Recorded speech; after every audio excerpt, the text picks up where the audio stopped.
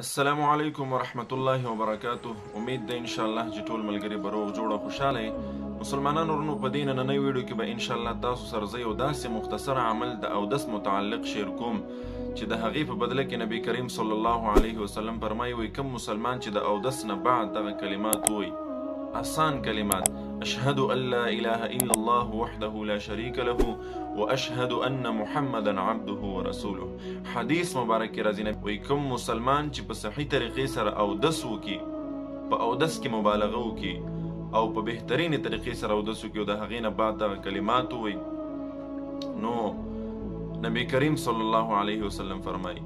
چې دغې کس دپاره به د جنت 8 واړه دروازې کولاو شي، کومه دروازه چې خوښې دې پې ور دننه شي جنت ته. نو اودس خو الحمدلله موږ او تاسو کوو، روزانه یې کوو، 15 وخته مونځ کوو، د هغې نه علاوه څوک نوافل کوي بیا هم اودس کوي. نو هر اودس نه بعد موږ او تاسو ته پکار دي چې دغه کلمه یو پیره ووایو، اشهد ان لا اله الا الله وحده لا شريك له واشهد ان محمدا عبده ورسوله. یو منټ هم پې نه لګېږي او څومره غټه بدله پې الله رب العزت ورکوي چې د جنت 8 واړه دروازې به وایي دغې مسلمان دپاره کولاو شي څوک چې د اودس نه بعد دغه کلمات وایي، او کومه دروازه چې د خوښۍ ور دننه دې شي پې. نو کوشش کوو چې اودس خو هسې هم کوو چې په بهترینې طریقې سره اودس وکړو،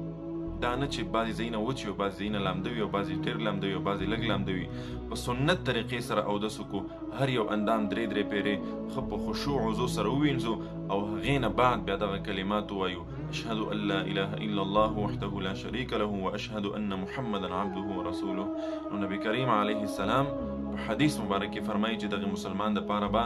8 واړه دروازې د جنت کولاو شي، کومه یې وایي چې خوښې یې ور دننه دې شي پې. نو کوشش به کوو انشاءالله چې دغه عمل خپله هم وکړو او نورو مسلمانانو ته یې ورسوو. الله رب العزت دې پې اول ماله او بیا تاسو له د عمل کولو توفیق. لغتي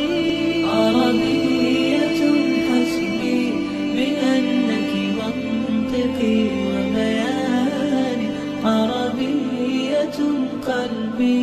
وروحي أحرفي ولساني.